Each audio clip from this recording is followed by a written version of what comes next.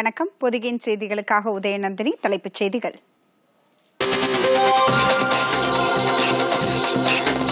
மக்களவைத் தேர்தலில் இன்று 3ஆம் கட்டமாக 116 தொகுதிகளில் விறுவிறுப்பான வாக்குப்பதிவு.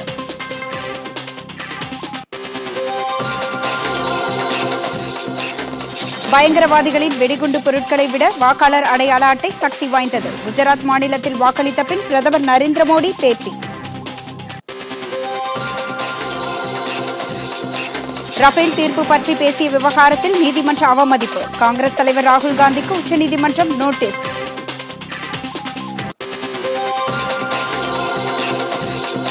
ஐந்தாண்டு கால பிஜேபி ஆட்சியில் பழங்குடி மக்களுக்கு நியாயம் வழங்கப்படவில்லை. ராகுல் காந்தி குற்றச்சாட்டு.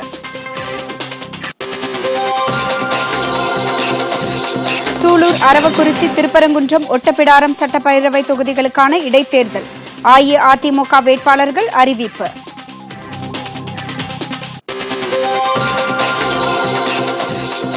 சவுதி அரேபியாவில் நேற்று முன்தினம் நடந்த தீவிரவாத தாக்குதல் தொடர்பாக 13 பேர் கைது.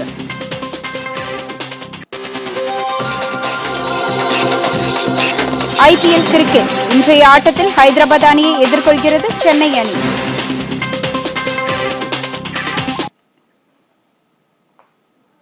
இனி விரிவான செய்திகள். 13 மாநிலங்கள் மற்றும் 2 யூனியன் பிரதேசங்களில் உள்ள 116 மக்களவைத் தொகுதிகளுக்கான 3ஆம் கட்ட வாக்குப்பதிவு காலை 7 மணிக்கு தொடங்கி நடைபெற்று வருகிறது. இந்த தேர்தலில் 1640 வேட்பாளர்கள் போட்டியிடுகின்றனர். 18,56,00,000 வாக்காளர்கள் வாக்களிப்பதற்கு வசதியாக 2,10,000 வாக்குச்சாவடிகள் அமைக்கப்பட்டுள்ளன. குஜராத்தில் உள்ள 26 தொகுதிகளிலும் கேரளாவில் உள்ள 20 தொகுதிகளிலும் ஒரே கட்டமாக வாக்குப்பதிவு நடைபெற்று வருகிறது. மகாராஷ்டிரா மற்றும் கர்நாடகாவில் தலா 14 தொகுதிகளிலும், உத்தரப்பிரதேசத்தில் 10 தொகுதிகளிலும், சத்தீஸ்கரில் 7 தொகுதிகளிலும், ஒடிசாவில் 6 தொகுதிகளிலும் தேர்தல் நடைபெறுகிறது. இதேபோல் பீகார் மற்றும் மேற்குவங்க மாநிலத்தில் தலா 5 தொகுதிகளிலும், அசாமில் 4 தொகுதிகளிலும், கோவாவில் 2 தொகுதிகளிலும், ஜம்மு காஷ்மீர், தாத்ரா மற்றும் நாகர் ஹவேலி, டாமன் டையூ மற்றும் திரிபுராவில் தலா 1 தொகுதியிலும் வாக்குப்பதிவு நடைபெற்று வருகிறது. 3ஆம் கட்ட தேர்தலில் காங்கிரஸ் தலைவர் ராகுல் காந்தி கேரள மாநிலம் வயநாட்டிலும், பிஜேபி தலைவர் அமித் ஷா குஜராத்தின் காந்தி நகரிலும், சமாஜ்வாதி கட்சித் தலைவர் முலாயம் சிங் யாதவ் உத்தரப்பிரதேச மாநிலம் மெயின்பூரிலும், எல்ஜேடி தலைவர் சரத் யாதவ் பீகார் மாநிலம் மதேபுரா தொகுதியிலும் போட்டியிடுகின்றனர். வாக்குப்பதிவு சுமூகமாக நடைபெற்று வருவதாகவும், ஏராளமான வாக்குச்சாவடிகளில் வாக்காளர்கள் நீண்ட வரிசையில் நின்று வாக்களித்து வருவதாகவும் தேர்தல் ஆணைய அதிகாரிகள் தெரிவித்தனர். கேரளாவில் காலை 7 மணிக்கு முன்னதாகவே பல வாக்குச்சாவடிகளில் வாக்காளர்கள் வரிசையில் காத்திருந்ததாக அங்கிருந்து வரும் தகவல்கள் தெரிவிக்கின்றன. குறிப்பாக பெண்களும் மூத்த குடிமக்களும் முதன்முறையாக வாக்காளர்களும் அதிக எண்ணிக்கையில் வாக்களிக்க வந்திருந்தனர். நண்பகல் 12 மணி நிலவரப்படி மேற்கு வங்கத்தில் அதிகபட்சமாக 35% வாக்குகள் பதிவாகியிருந்தன. குறைந்தபட்சமாக மகாராஷ்டிராவில் 17.58% வாக்குகள் பதிவானதாக தகவல்கள் தெரிவிக்கின்றன.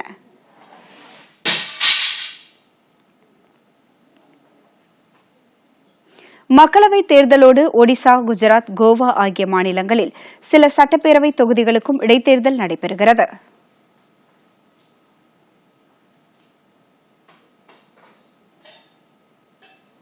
மூன்றாம் கட்ட தேர்தலின் போது குஜராத் மாநிலம் அகமதாபாத் மக்களவைத் தொகுதிக்குட்பட்ட ராணிப் பகுதியில் அமைந்துள்ள வாக்குச்சாவடியில் பிரதமர் நரேந்திர மோடி இன்று வாக்களித்தார். வாக்குச்சாவடிக்கு அவர் வரும்போது பிஜேபி தலைவர் அமித் ஷா உள்ளிட்டோர் அவரை வரவேற்றனர். திறந்த ஜீப்பில் வந்த பிரதமருக்கு அங்கு திரண்டிருந்த கட்சித் தொண்டர்கள் வாழ்த்து தெரிவித்தனர்.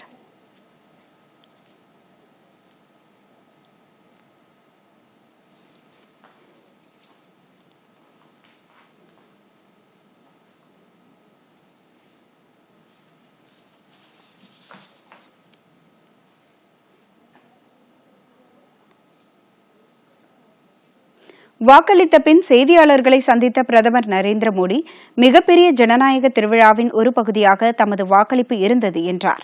வாக்காளர் அடையாள அட்டை என்பது பயங்கரவாதிகள் பயன்படுத்தும் வெடிபொருட்களை விட சக்தி வாய்ந்தது என்றும் அவர் குறிப்பிட்டார். மக்களவைத் தேர்தலில் வாக்காளர்கள் அனைவரும் வாக்களிக்க வேண்டும் என்றும் அவர் வலியுறுத்தினார். அகமதாபாத் மக்களவைத் தொகுதியில் பிஜேபி தேசிய தலைவர் அமித் ஷாவும் இன்று வாக்களித்தார். அவர் காந்திநகர் தொகுதியில் போட்டியிடுகிறார். மகாராஷ்டிர மாநிலம் புனே மக்களவைத் தொகுதியில் சேர்ந்த வாக்குச்சாவடியில் மத்திய அமைச்சர் பிரகாஷ் ஜவடேகர் வாக்களித்தார். அகமது நகர் மாவட்டத்தில் உள்ள ராலேகன் சித்தி கிராமத்தில் உள்ள வாக்குச்சாவடியில் சமூக ஆர்வலர் அண்ணா ஹசாரே வாக்களித்தார். மூன்றாம் கட்ட வாக்குப்பதிவு இன்று தொடங்கிய நேரத்தில் பீகார், கேரளா ஆகிய மாநிலங்களின் சில வாக்குச்சாவடிகளில் மின்னணு வாக்குப்பதிவு எந்திரங்களில் பழுது ஏற்பட்டது. சற்று நேரத்தில் பழுது நீக்கப்பட்டு வாக்குப்பதிவு தொடங்கியது. ஜம்மு காஷ்மீர் மாநிலம் அனந்தநாக் தொகுதியில் 3 கட்டங்களாக நடைபெற்ற வாக்குப்பதிவில் இன்றைய தொடக்க நேரத்தில் மந்தமாக இருந்தது. இந்த தொகுதியில் காவல்துறையினர் கேட்டுக் கொண்டதற்கிணங்க வாக்குப்பதிவிற்கான நேரம் 7 மணியிலிருந்து 4 மணி வரை என முடிவு செய்யப்பட்டுள்ளது. இந்த தொகுதியில் மாநிலத்தின் முன்னாள் முதலமைச்சர் மெஹ்பூபா முப்தி உட்பட 18 வேட்பாளர்கள் களத்தில் உள்ளனர்.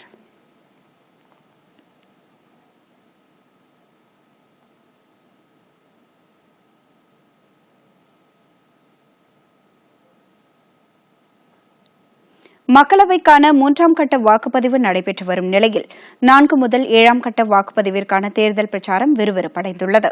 இந்த வாக்குப்பதிவு நடைபெறவுள்ள இடங்களில் பல்வேறு அரசியல் கட்சித் தலைவர்கள் தங்கள் கட்சி வேட்பாளர்களை ஆதரித்து பிரச்சாரம் மேற்கொண்டு வருகின்றனர். அதன்படி ஒடிசா மற்றும் மேற்கு வங்க மாநிலங்களில் நடைபெறும் 3 தேர்தல் பிரச்சார பொதுக்கூட்டங்களில் பிரதமர் நரேந்திர மோடி கலந்து கொண்டு தங்கள் கட்சி வேட்பாளர்களுக்கு ஆதரவு திரட்டவுள்ளார்.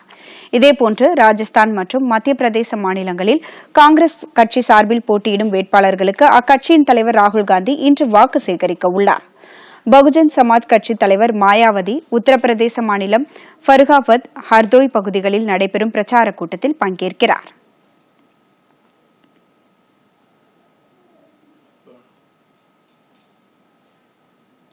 இலங்கையில் நேற்று முன்தினம் ஏற்பட்ட கொடூரமான குண்டுவெடிப்பு சம்பவங்களுக்கு இன்று நாடு முழுவதும் 3 நிமிட மௌன அஞ்சலி செலுத்தப்பட்டது.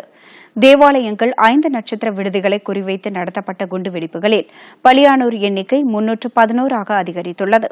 இந்நிலையில் உயிரிழந்தோருக்கு அஞ்சலி செலுத்தும் வகையில் தேசிய கொடிகள் அரைக்கம்பத்தில் பறக்கவிடப்பட்டன. உள்ளூர் நேரப்படி காலை 8:30 மணிக்கு மௌன அஞ்சலி செலுத்தப்பட்டது. குண்டுவெடிப்பு சம்பவங்களில் உயிரிழந்தோருக்கு மரியாதை செலுத்தும் விதமாக மக்கள் வெள்ளை கொடியை உயர்த்தி பிடிக்க வேண்டும் என்று அந்நாட்டு அரசு அறிவித்தது. பலியானவர்களில் பலரது இறுதிச் சடங்குகள் கத்துவா பிட்டியாவில் உள்ள புனித செபஸ்டியன் தேவாலயத்தில் இன்று பிற்பகல் நடைபெறவுள்ளது. இலங்கையின் மேற்கு கடற்கரை மாவட்டத்தில் உள்ள இந்த தேவாலயத்தில் நடைபெறும் இறுதிச் சடங்குகளில் கர்தினால் மால்காம் ரஞ்சித் கலந்து கொள்வார். இதற்கிடையே இலங்கை நாடாளுமன்றத்தின் சிறப்பு கூட்டம் இன்று பிற்பகல் நடைபெறுகிறது. நாட்டில் அவசர நிலை அறிவிக்கப்பட்டதற்கு நாடாளுமன்றம் நாளை ஒப்புதல் அளிக்கும் என்று அதிகாரிகள் தெரிவித்தனர். இந்த கூட்டத்தில் பிரதமர் ரணில் விக்ரமசிங்கே, எதிர்க்கட்சித் தலைவர் மஹிந்த ராஜபக்சே ஆகியோர் குண்டுவெடிப்பு சம்பவங்கள் குறித்த விவரங்களை தெரிவிப்பார்கள். நேற்றிரவு அவசர நிலை அறிவிக்கப்பட்டதை அடுத்து சந்தேகத்திற்குரிய நபர்களை கைது செய்யவும், பிடித்து விசாரணை நடத்தவும் காவல்துறைக்கும் பாதுகாப்பு படையினருக்கும் அதிகாரம் வழங்கப்பட்டுள்ளது. இலங்கை தாக்குதல் சம்பவங்கள் குறித்த புலனாய்வில் உதவி செய்ய சர்வதேச காவல் அமைப்பான இன்டர்போல் ஒரு குழுவை பணியில் ஈடுபடுத்தியுள்ளது. இந்த தாக்குதலில் வெளிநாட்டு தொடர்புகள் இருக்கலாம் என்ற சந்தேகம் எழுந்துள்ளதால் இன்டர்போல் உதவி செய்ய முன்வந்துள்ளது. இந்நிலையில் ராணுவ வீரர்கள் பந்தோபஸ்து பணியில் ஈடுபட்டிருப்பதைத் தொடர்ந்து குண்டுவெடிப்பு சம்பவங்களுக்கு பின் முதல் முறையாக கொழும்புவில் சாலை போக்குவரத்து இயல்பு நிலைக்கு வந்துள்ளது. ரஃபேல் போர் விமானம் வாங்கிய விவகாரத்தில் உச்சநீதிமன்றம் அளித்த தீர்ப்புக்கு மாறாக கருத்து தெரிவித்ததாக தொடரப்பட்ட நீதிமன்ற அவமதிப்பு வழக்கில் காங்கிரஸ் தலைவர் ராகுல்காந்திக்கு நோட்டீஸ் அனுப்ப உச்சநீதிமன்றம் உத்தரவிட்டுள்ளது. பிஜேபி செய்தி தொடர்பாளர் மீனாட்சி லேகி தாக்கல் செய்த மனு மீது வரும் 30ஆம் தேதி விசாரணை மேற்கொள்ளப்படும் என்றும் உச்சநீதிமன்றம் தெரிவித்துள்ளது. இந்த மனுவை தள்ளுபடி செய்ய வேண்டும் என்ற ராகுல்காந்தியின் கோரிக்கையை அது நிராகரித்துவிட்டது. ரஃபேல் தொடர்பான தீர்ப்பை மறு ஆய்வு செய்ய கோரும் மனு மீதான விசாரணை நடைபெறவுள்ள தேதியிலேயே நீதிமன்ற அவமதிப்பு தொடர்பான மனுவும் விசாரணைக்கு எடுத்துக் கொள்ளப்படும் என்றும் நீதிபதிகள் தீபக் குப்தா, சஞ்சீவ் கண்ணா ஆகியோரை கொண்ட அமர்வு தெரிவித்தது. போலியான பாலியல் புகார் தெரிவித்து உச்சநீதிமன்ற தலைமை நீதிபதி ரஞ்சன் கோகோயை பதவி விலக செய்வதற்கு சதி நடப்பதாக வழக்கறிஞர் ஒருவர் கூறியது பற்றி விளக்கமளிக்குமாறு உச்சநீதிமன்றம் அவருக்கு உத்தரவிட்டுள்ளது. உச்சநீதிமன்றத்தின் முன்னாள் பெண் ஊழியர் சார்பாகவும் தலைமை நீதிபதிக்கு எதிராகவும் பத்திரிகையாளர் மன்றத்தில் பேட்டியளிக்க தம்மிடம் 1.5 கோடி ரூபாய் பேரம் பேசப்பட்டதாகவும் வழக்கறிஞர் உத்சவ் சிங் பெயின்ஸ் கூறியிருந்தார். இதுகுறித்து விளக்கமளிக்க நீதிபதி அருண் மிஸ்ரா தலைமையிலான 3 நீதிபதிகள் கொண்ட அமர்வு அந்த வழக்கறிஞருக்கு நோட்டீஸ் அனுப்ப உத்தரவிட்டுள்ளது. நீதித்துறையின் சுதந்திரம் தொடர்பான பொது முக்கியத்துவம் வாய்ந்த விஷயம் என்பதால் இதன் மீது நாளை காலை 10:30 மணிக்கு விசாரணை நடைபெறும் என்றும் அந்த அமர்வு தெரிவித்துள்ளது.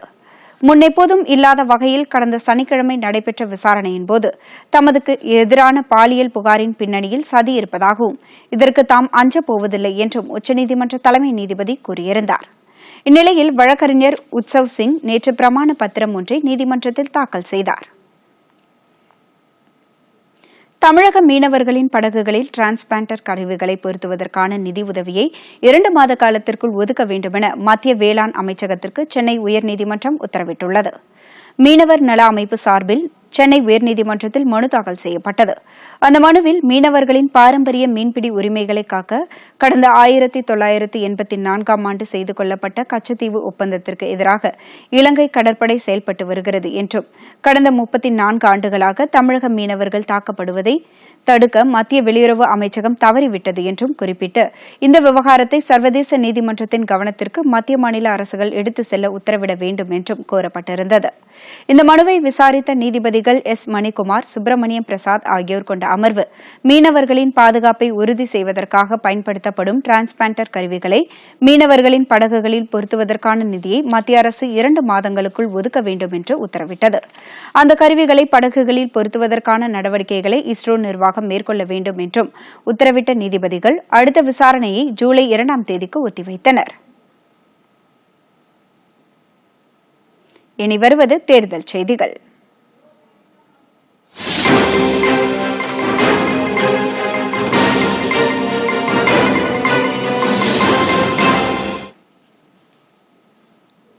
காங்கிரஸ் கட்சி ஆட்சிக்கு வரும் பட்சத்தில் 1 வருட காலத்திற்குள் மத்திய மாநில அரசுகளில் காலியாக உள்ள 22 லட்சம் அரசு வேலைகள் நிரப்பப்படும் என்று அக்கட்சியின் தலைவர் ராகுல்காந்தி தெரிவித்துள்ளார். ராஜஸ்தான் மாநிலம் துங்கார்பூரில் நடைபெற்ற தேர்தல் பிரச்சாரக் கூட்டத்தில் கலந்து கொண்ட அவர் கடந்த 5 ஆண்டுகளில் நாட்டு மக்களுக்கு பிரதமர் மோடி தலைமையிலான அரசு அநீதி இழைத்துள்ளதாக குற்றம் சாட்டினார்.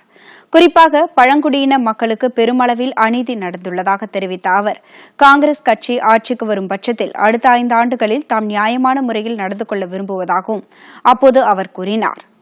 ராஜஸ்தானில் 2 கட்டமாக தேர்தல் வாக்குப்பதிவு நடைபெற இருப்பது குறிப்பிடத்தக்கது. தில்லியில் உள்ள 7 மக்களவைத் தொகுதிகளுக்கான வேட்பாளரை காங்கிரஸ் கட்சி அறிவித்துள்ளது. அதில் 3 முறை தில்லி முதலமைச்சராக இருந்த ஷீலா தீட்சித் வடகிழக்கு தில்லி தொகுதியிலும், முன்னாள் மத்திய அமைச்சர் அஜய் மல்கான் புதுதில்லி தொகுதியிலும், ஒலிம்பிக் போட்டியில் குத்துச்சண்டை பிரிவில் வெண்கலம் பதக்கம் வென்ற விஜேந்தர் சிங் தெற்கு தில்லி தொகுதியிலும் போட்டியிடுவார்கள் என அறிவிக்கப்பட்டுள்ளது. அதேபோன்று சாந்தினி சவுக் தொகுதியில் ஜே.பி. அகர்வாலும், கிழக்கு தில்லி தொகுதியில் அரவிந்த் சிங்கும், வடமேற்கு தில்லி தொகுதியில் ராஜேஷ் லிலோத்தியோவும், மேற்கு தில்லி தொகுதியில் மஹபல் மிஸ்ராவும் போட்டியிடுவார்கள் என அறிவிக்கப்பட்டுள்ளது. காங்கிரஸ் கட்சி தனது வேட்பாளர்களை அறிவித்ததன் மூலம் தில்லியில் ஆம் ஆத்மி கட்சியுடன் கூட்டணி வைத்து போட்டியிடலாம் என்ற கருத்து தற்போது முடிவுக்கு வந்துள்ளது. தில்லியில் உள்ள 7 மக்களவைத் தொகுதிகளில் 6 மக்களவைத் தொகுதிகளுக்கு பிஜேபி தனது வேட்பாளர்களை அறிவித்துள்ளது. அதன்படி தில்லி கிழக்கு தொகுதியில் பிஜேபி சார்பில் கிரிக்கெட் வீரர் கௌதம் கம்பீர் நேற்று வேட்புமனு தாக்கல் செய்தார். இந்த தொகுதியில் மகேஷ்கிரி போட்டியிடுவார் என ஏற்கனவே அறிவிக்கப்பட்டிருந்த நிலையில் தற்போது கௌதம் கம்பீர் போட்டியிடுகிறார். இதேபோன்று புதுதில்லி தொகுதியில் பிஜேபி சார்பில் அக்கட்சியின் செய்தி தொடர்பாளர் மீனாட்சி லேகி போட்டியிடுவார் என அறிவிக்கப்பட்டுள்ளது. எனினும் வடமேற்கு தில்லி தொகுதிக்கு அக்கட்சி சார்பில் இதுவரை வேட்பாளர் பெயர் அறிவிக்கப்படவில்லை. தேர்தல் நடத்தை விதிமுறைகளை மீறியதாக குற்றம் சாட்டப்பட்ட முன்னாள் கிரிக்கெட் வீரர் நவ்ஜோத் சிங் சிந்து பிரச்சாரம் மேற்கொள்ள 72 மணி நேரம் தடை விதித்து தேர்தல் ஆணையம் உத்தரவு பிறப்பித்துள்ளது. பிரபல கிரிக்கெட் வீரரும் பஞ்சாப் மாநில அமைச்சருமான நவ்ஜோத் சிங் சிந்து பீகாரில் மேற்கொண்ட தேர்தல் பிரச்சாரத்தின்போது சர்ச்சைக்குரிய சில கருத்துக்களை பேசினார். இது தொடர்பாக அவர் மீது தேர்தல் ஆணையத்திடம் புகார் அளிக்கப்பட்ட நிலையில் இந்த நடவடிக்கை எடுக்கப்பட்டுள்ளது.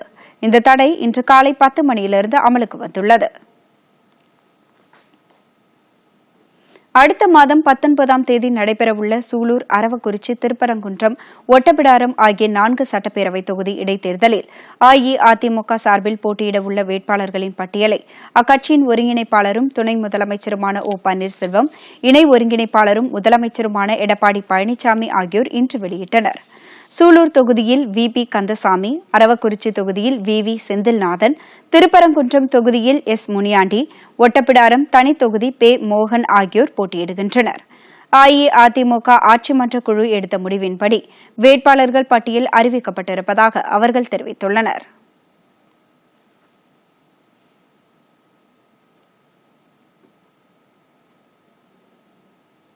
அடுத்த சில முக்கிய செய்திகளை விரைவு செய்திகளாக பார்க்கலாம்.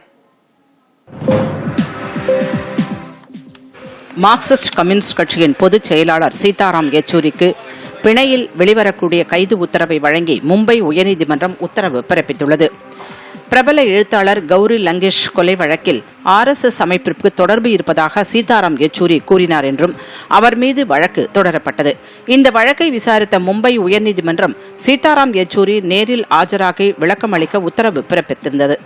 இதே வழக்கில் காங்கிரஸ் தலைவர் ராகுல் காந்தியும் இணைந்து புகார் எழுந்தது. நீதிமன்றத்திலிருந்து எவ்வித சம்மனும் தனக்கு வரவில்லை என்று வழக்கறிஞர் மூலம் நீதிமன்றத்தில் ராகுல் காந்தி தெரிவித்ததை அடுத்து அவருக்கு விலக்கு அளித்த உயர்நீதிமன்றம் இந்த வழக்கில் நேரில் ஆஜராகாத சீதாராம் யெச்சூரிக்கு பிணையில் வெளியில் வரக்கூடிய கைது வாரண்டை பிறப்பித்து உத்தரவிட்டது. தேர்தல் வாக்குப்பதிவின் போது தங்களது கட்சியை சேர்ந்தவர்கள் மீது எதிர்க்கட்சிகள் கொடூர தாக்குதல் நடத்திவிட்டு தவறாக பிரச்சாரம் மேற்கொள்வதாக பாமக குற்றம் சாட்டியுள்ளது. இதுகுறித்து செய்தியாளர்களிடம் பேசிய அக்கட்சியின் வழக்கறிஞர் பிரிவைச் சேர்ந்த கே பாலு பாமகவை குறிவைத்து அவதூறு பிரச்சாரம் மேற்கொண்டு வருவதாகவும் அவை உண்மைக்கு புறம்பான செய்தி என்றும் குறிப்பிட்டார். தேர்தல் விதிமுறைகளை மீறி எதிர்க்கட்சியினர் நடந்து கொண்டதாகவும் அதுகுறித்து கேள்வி எழுப்பியவர்கள் மீது கொடூர தாக்குதல்களை எதிர்க்கட்சியினர் மேற்கொண்டதாகவும் இந்த செய்தியாளர் சந்திப்பின் போது பாலு தெரிவித்தார். கோவை மாவட்டம் மேட்டுப்பாளையத்தில் மின்சாரம் தாக்கி காட்டு யானை ஒன்று பரிதாபமாக உயிரிழந்தது. மேட்டுப்பாளையத்தை அடுத்துள்ள நெல்லித்துறை வனப்பகுதியில் உள்ள பாக்கு தோப்பிற்குள் ஆண் காட்டு யானை ஒன்று இன்று அதிகாலை புகுந்துள்ளது. உணவுக்காக பாக்கு மரத்தை சாய்க்க முயன்றபோது அருகில் இருந்த உயர் மின்னழுத்த கம்பத்தின் மீது மரம் சாய்ந்துள்ளது. அப்போது யானையின் மீது மின்சார கம்பி அறுந்து விழுந்ததில் உயர் அழுத்த மின்சாரம் தாக்கி யானை சம்பவ இடத்திலேயே பரிதாபமாக உயிரிழந்தது. இதைத் தொடர்ந்து வனத்துறையினர் சம்பவ இடத்திற்கு விசாரணை மேற்கொண்டு வருகின்றனர். நெல்லை மாவட்டம் தென்காசியில் உள்ள பிரபல துணிக்கடையில் ஏற்பட்ட தீ விபத்தில் பல லட்சம் ரூபாய் மதிப்பிலான பொருட்கள் எரிந்து சாம்பலாகியது. தென்காசியில் உள்ள அம்மன் சன்னதி தெருவில் பிரபல துணிக்கடையில் இன்று அதிகாலை திடீரென்று தீப்பற்றி எரிய தொடங்கியது. மளமளவென்று பரவிய தீ 3வது மாடி முழுவதும் பரவியது. பலத்த காற்று காரணமாக அடுத்தடுத்து அனைத்து தளங்களுக்கும் தீ பரவியதால் அங்குள்ள பொருட்கள் அனைத்தும் தீயில் எரிந்து நாசமாயின. இப்பகுதியில் இடி மின்னலுடன் மழை பெய்து வருவதால் மின்தடை ஏற்பட்டிருந்த நிலையில் இந்த தீ விபத்துக்கான காரணம் குறித்து விசாரணை மேற்கொண்டு வருகின்றனர். நெல்லை மாவட்டத்தில் உள்ள மேற்கு தொடர்ச்சி மலைப்பகுதிகளில் கனமழை பெய்து வருவதால் குற்றால அருவிகளில் நீர்வரத்து அதிகரித்துள்ளது. இதனால் சுற்றுலா பயணிகள் மகிழ்ச்சி அடைந்துள்ளனர். நெல்லை மாவட்டத்தில் உள்ள முக்கிய சுற்றுலா தலமான குற்றால நீர்வீழ்ச்சி சுற்றுலா பயணிகளை பெரிதும் ஈர்த்து வருகிறது. கடும் கோடை வெப்பத்தின் காரணமாக தண்ணீரின்றி அருவிகள் வறண்டு காணப்பட்ட நிலையில் தற்போது மேற்கு தொடர்ச்சி மலைகளில் கடந்த சில நாட்களாக கனமழை பெய்து வருகிறது. இதனால் தென்காசி, செங்கோட்டை உள்ளிட்ட பகுதிகளில் கடந்த 2 நாட்களாக கனமழை பெய்தது. இதன் காரணமாக அருவிகளில் தண்ணீர் வரத்து அதிகரித்து வெள்ளப்பெருக்கும் ஏற்பட்டது. குற்றால அருவிகளில் தண்ணீர் வரத்து காரணமாக சுற்றுலா பயணிகள் அங்கு குவிந்து வருகின்றனர். திருவையாறு ஐயாரப்பர் கோவிலில் சித்திரை திருவிழாவையொட்டி பொம்மை பூ போடும் திருவிழா நடைபெற்றது. தஞ்சாவூர் மாவட்டம் திருவையாறில் அமைந்துள்ள அறம் வளர்த்த நாயகி உடனுரை ஸ்ரீ ஐயாரப்பர் கோவிலில் கடந்த 10ஆம் தேதி சித்திரை திருவிழா கொடியேற்றத்துடன் தொடங்கியது. இந்த விழாவின் முக்கிய நிகழ்வான வெட்டிவேர் பல்லக்கில் எழுந்தருளி திருவையாற்றை சுற்றியுள்ள திருசோற்றுத்துறை, திருவேதிக்குடி, திருக்கண்டியூர், திருப்பூந்துருத்தி ஆகிய தலங்களுக்கு சென்று அங்குள்ள சுவாமிகளை அழைத்துக் கொண்டு திருவையாறு காவிரி கரையில் எழுந்தருளி பக்தர்களுக்கு காட்சியளித்தார். பின்னர் நடைபெற்ற பொம்மை பூ போடும் நிகழ்ச்சியில் தமிழகத்தின் பல்வேறு மாவட்டங்களிலிருந்தும் திரளான பக்தர்கள் கலந்து கொண்டு சுவாமி தரிசனம் செய்தனர்.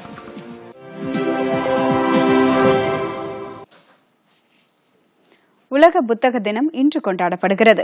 இதையொட்டி புத்தக காட்சிக்கு ஏற்பாடுகள் செய்யப்பட்டுள்ளன. சேலத்தில் 50 ஆண்டுகளாக கோட்டை பகுதியில் செயல்படும் சாலையோர புத்தக கடைகள் ஏழை எளிய மாணவர்களுக்கு மிகவும் பயனுள்ள ஒன்றாக உள்ளது.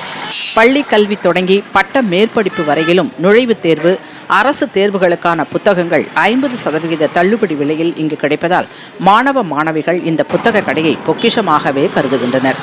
பெரிய பெரிய புத்தக கடைகளில் கூட கிடைக்காத அரிய வகை புத்தகங்கள் இந்த கடைகளில் கிடைப்பதால் நீண்ட தூர ஊர்களில் இருந்தும் கூட மாணவர்கள் இங்கு வந்து புத்தகங்களை கேட்டு வாங்கி செல்கின்றனர். புத்தகங்களை பயன்படுத்திய பின்னர் அதை வீணடிக்காமல் மீண்டும் தன்னை போல் ஒருவர் படிக்க வசதியாக அந்த புத்தகங்களை இதே கடைகளில் கொண்டு வந்து கொடுப்பவர்களும் உண்டு. இந்த புத்தக கடை ஆயிரக்கணக்கானோருக்கு வேலை வாய்ப்பையும் கற்கும் ஆவல் கொண்டவர்களுக்கு கல்வியையும் உருவாக்கி தந்துள்ளது. ஆனால் சாலையோரத்தில் கடைகள் கூடாரம் அமைத்து புத்தகங்கள் விற்பனை செய்யப்படுவதால் இயற்கை சீற்றங்களில் சிக்கி அரிய வகை புத்தகங்கள் வீணாகி வருவதாகவும் மாவட்ட நிர்வாகம் தங்களுக்கு மாற்று ஏற்பாடு செய்து தர வேண்டும் என்றும் புத்தக விற்பனையாளர்கள் கோரிக்கை விடுத்துள்ளனர்.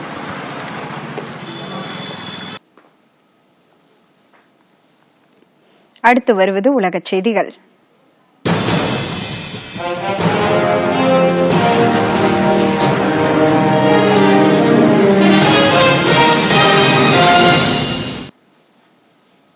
சவுதி அரேபியாவில் கடந்த ஞாயிற்றுக்கிழமை நடைபெற்ற தீவிரவாத தாக்குதலில் தொடர்புடைய 13 பேரை கைது செய்துள்ளதாக அந்நாட்டு அரசு தெரிவித்துள்ளது. இதுகுறித்து சவுதி அரசு வெளியிட்டுள்ள அறிக்கையில், ரியாத் நகரின் வடமேற்கு பகுதியில் ஜல்ஃபி மாகாணத்தில் தீவிரவாதிகள் கையெறி குண்டுகளை வீசி தாக்குதல் நடத்தியதில் 4 பேர் உயிரிழந்தனர் என்றும், இந்த சம்பவம் தொடர்பாக விசாரணை நடத்தப்பட்டு 13 பேர் கைது செய்யப்பட்டுள்ள நிலையில் அவர்களது புகைப்படங்கள் மற்றும் தேசிய அடையாள எண்களையும் வெளியிட்டிருப்பதாக தெரிவிக்கப்பட்டுள்ளது. ஈரானிலிருந்து கச்சா எண்ணெய் இறக்குமதி செய்வதற்கு அமெரிக்கா தடை விதித்ததற்கு அந்நாடு கண்டனம் தெரிவித்துள்ளது. இந்தியா, சீனா, துருக்கி உள்ளிட்ட நாடுகள் ஈரானிலிருந்து கச்சா எண்ணெய் இறக்குமதி செய்வதற்கு அமெரிக்கா தடை விதித்துள்ளதோடு பல்வேறு கட்டுப்பாடுகளையும் விதித்தது. மேலும் தொடர்ந்து இந்த நாடுகள் கச்சா எண்ணெய் இறக்குமதி செய்தால் அமெரிக்கா பொருளாதார தடையை அமல்படுத்த நேரிடும் என்று எச்சரித்தது. இதுகுறித்து தமது கண்டனத்தை தெரிவித்துள்ள ஈரான் அரசின் வெளியுறவுத்துறை அமைச்சர், சர்வதேச ஐரோப்பிய ஒன்றியம் உள்ளிட்ட பல்வேறு நாடுகளில் இதுகுறித்து பேச்சுவார்த்தை நடத்தி வருவதாக தெரிவித்தார்.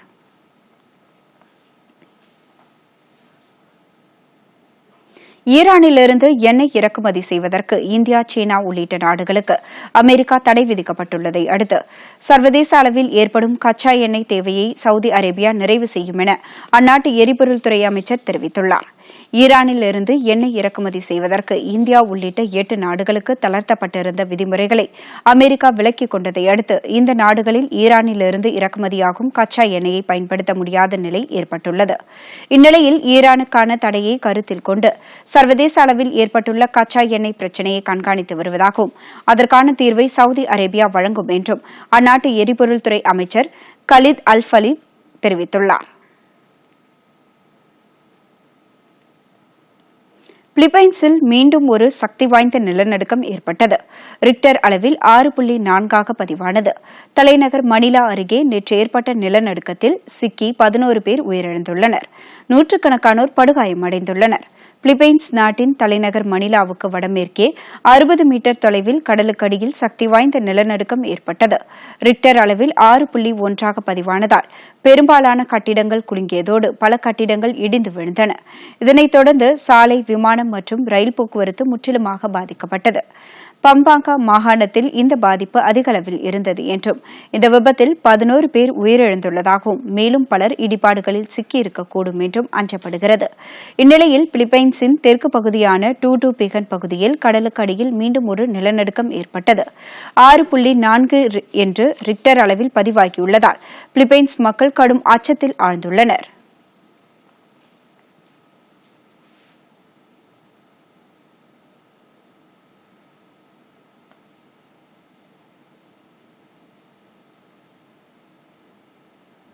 இனி வருவது விளையாட்டுச் செய்திகள்.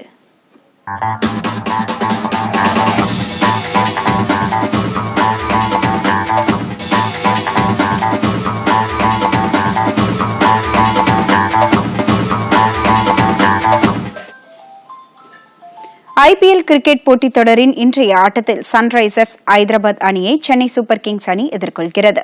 சென்னை சேப்பாக்கத்தில் உள்ள எம்.ஏ. சிதம்பரம் மைதானத்தில் இரவு 8 மணிக்கு இந்த போட்டி நடைபெறுகிறது. இதுவரை 10 போட்டிகளில் விளையாடி 7 போட்டிகளில் வெற்றி பெற்று 14 புள்ளிகளுடன் பட்டியலில் 2ஆம் இடத்தில் உள்ளது சென்னை அணி. நேற்று ராஜஸ்தான் மாநிலம் ஜெய்ப்பூரில் நடைபெற்ற ஆட்டத்தில் தில்லி கேபிட்டல்ஸ் அணி ராஜஸ்தான் ராயல்ஸ் அணியை 6 விக்கெட் வித்தியாசத்தில் வீழ்த்தி வெற்றி பெற்றது. இதன் மூலம் 11 போட்டிகளில் விளையாடி 7 வெற்றி 4 தோல்வி என்ற அளவில் தில்லி அணி புள்ளிகள் பட்டியலில் தில்லி அணி முதலிடத்தில் உள்ளது.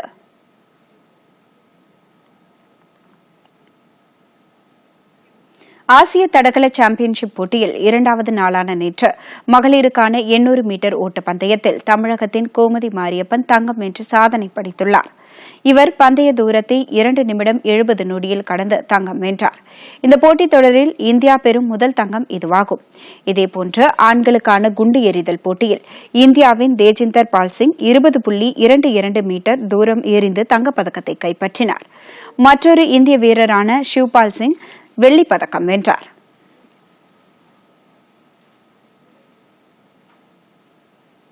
சீனாவின் வூஹான் மாகாணத்தில் ஆசிய இறகுப்பந்து சாம்பியன்ஷிப் போட்டிகள் இன்று தொடங்குகின்றன. இம்மாதம் 28ஆம் தேதி வரை நடைபெறவுள்ள இந்த சாம்பியன்ஷிப் போட்டிகளில் விளையாடுவதற்காக இந்தியா சார்பில் ஆண்கள் பிரிவில் கிடாம்பி ஸ்ரீகாந்தும் சமீர் வர்மாவும் தேர்ந்தெடுக்கப்பட்டுள்ளனர். இதேபோல் முன்னணி வீராங்கனைகளான PV சிந்து மற்றும் சாய்னா நேவால் ஆகியோரும் இந்த போட்டியில் விளையாடவுள்ளனர். இதற்கிடையே முக்கிய வீரர்களான பிரணாய் மற்றும் சாய் பிரணீத் ஆகியோர் இந்திய பேட்மிண்டன் கழகம் பாரபட்சத்துடன் செயல்படுவதாகவும் ஆசிய போட்டிகளில் விளையாடுவதற்கு தங்களுக்கு வாய்ப்பளிக்க மறுத்துள்ளதாகவும் குற்றம் சாட்டியுள்ளனர். இதற்கு இந்திய பேட்மிண்டன் கழகம் மறுப்பு தெரிவித்துள்ளது. தென்மண்டல அளவிலான ஆடவர் ஹாக்கி போட்டித் தொடர் சென்னையில் நேற்று தொடங்கியது. சென்னை எழும்பூர் ராதாகிருஷ்ணன் மைதானத்தில் தொடங்கிய இந்த போட்டித் தொடரில் தமிழ்நாடு, கர்நாடகா, ஆந்திரா, புதுச்சேரி உள்ளிட்ட பகுதிகளிலிருந்து 12 அணிகள் பங்கேற்றுள்ளன. இந்த 12 அணிகளும் 4 பிரிவுகளில் தலா 3 அணிகளாக பிரிக்கப்பட்டு லீக் போட்டிகளில் மோதவுள்ளன. புள்ளிப்பட்டியலில் முதல் 2 இடங்களை பிடிக்கும் அணி காலிறுதி சுற்றுக்கு முன்னேறும்.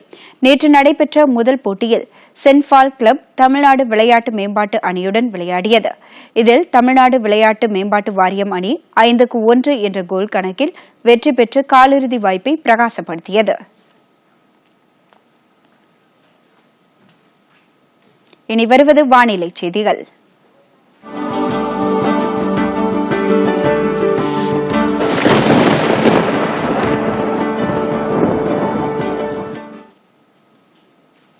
தென்மேற்கு வங்கக்கடலில் புதிய காற்றழுத்த தாழ்வு மண்டலம் உருவாக வாய்ப்புள்ளதாக சென்னை வானிலை ஆய்வு மைய இயக்குநர் புவியரசன் தெரிவித்துள்ளார்.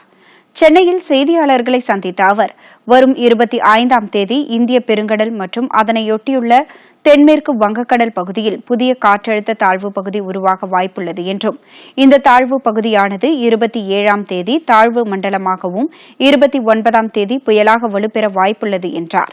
இதன் காரணமாக வரும் 29ஆம் தேதி முதல் கடலோர மாவட்டங்களில் இடியுடன் கூடிய கனமழை பெய்ய வாய்ப்புள்ளது என்றும் அப்போது அவர் தெரிவித்தார். 36 டிகிரி செல்சியஸும் குறைந்தபட்சம் 28 டிகிரி செல்சியஸ் ஒட்டி இருக்கும்.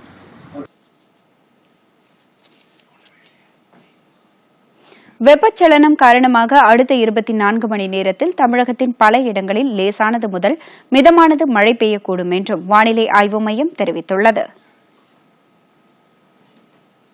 பல்வேறு பகுதிகளில் நடைபெற்ற சில நிகழ்ச்சிகளின் தொகுப்பு.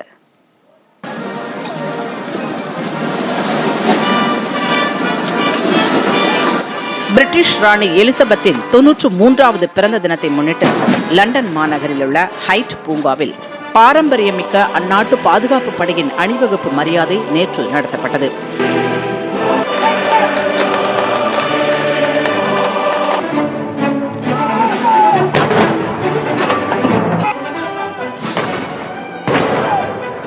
ராணிக்கு அளிக்கும் மரியாதை நிமித்தமான இந்த அணிவகுப்பில் குதிரைப்படை பீரங்கிகள் அணிவகுப்பு போன்றவை நடத்தப்பட்டன.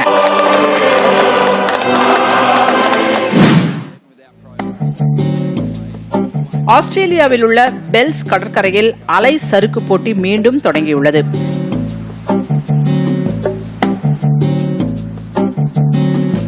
முதல் சுற்று போட்டியில் கடலில் 2 மீட்டர் அளவுக்கு உயர்ந்து எழும் அலைகளுக்கு இடையே வீராங்கனைகள் சறுக்கிச் சென்று தங்களது திறமைகளை வெளிப்படுத்தினர்.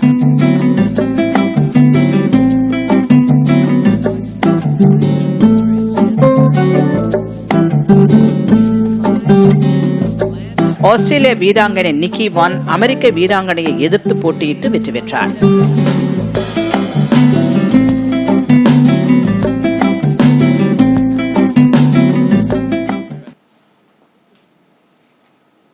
மீண்டும் தலைப்புச் செய்திகள். மக்களவைத் தேர்தலில் இன்று 3ஆம் கட்டமாக 116 தொகுதிகளில் விறுவிறுப்பான வாக்குப்பதிவு.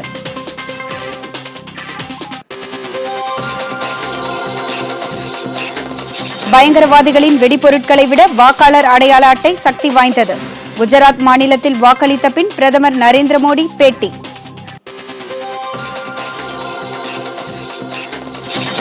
ரஃபேல் தீர்ப்பு பற்றி பேசிய விவகாரத்தில் நீதிமன்ற அவமதிப்பு. காங்கிரஸ் தலைவர் ராகுல் காந்திக்கு உச்சநீதிமன்றம் நோட்டீஸ். 5 ஆண்டு கால பிஜேபி ஆட்சியில் பழங்குடி மக்களுக்கு நியாயம் வழங்கப்படவில்லை. ராகுல் காந்தி குற்றச்சாட்டு.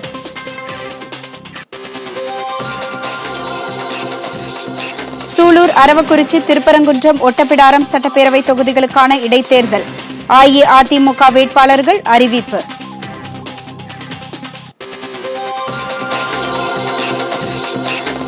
சவுதி அரேபியாவில் நேற்று முன்தினம் நடந்த தீவிரவாத தாக்குதல் தொடர்பாக 13 பேர் கைது.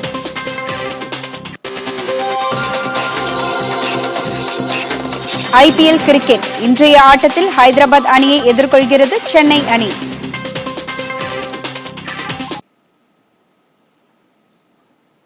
பொதிகை செய்திகளை யூடியூபில் தமிழ் நியூஸ் தூர்தர்ஷன் என்ற சேனலிலும், ட்விட்டரில் Tamil news Doordarshan @DD news Chennai என்ற பக்கத்திலும் காணலாம்.